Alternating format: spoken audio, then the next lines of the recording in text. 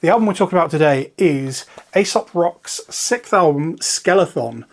This is his 6th album from 2012, July 10th, and I don't know if I'd call it the best, but I think in many ways it's probably the most complete, the most polished one that he's done, in my opinion. There are other albums that I kind of appreciate a little bit more, but this certainly feels to be the most personal album, and we'll jump straight into why. So the album previous to this, 2007's None Shall Pass, that was like tons of different sort of collaborators. You had people like LP on there.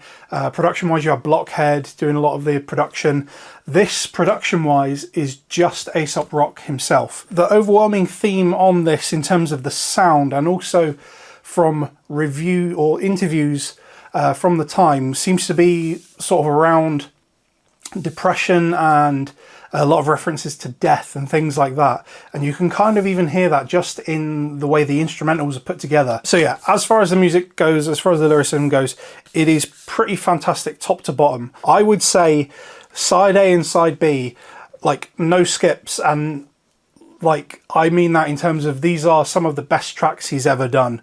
Leisure Force, an amazing and bizarrely quite an upbeat kind of sounding track to start the album off. ZZZ Top, very fun, quirky track. Cycles to Gehenna, again, really fun track. And something on those three in particular, and you'll see later on in the album as well, there's a lot of very kind of like distorted, kind of almost like garage rocky kind of bass tones and like guitar noises and things like that.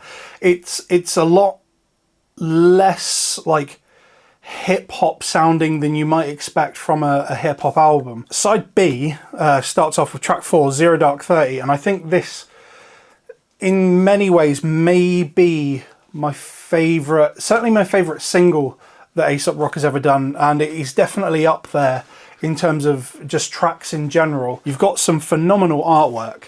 I absolutely love that album cover. It's so nicely drawn, and you've got the sort of stakes on the background there as well with the track listing. And inside you've got some more amazing artwork as well. Just really beautifully done. I think if you haven't heard of him before, or if you haven't heard his music before, this is a really good entry point. Yeah, if you can get hold of a copy, like snatch it up, because they're not the most easily accessible things out there, and it is an absolute gem of an album.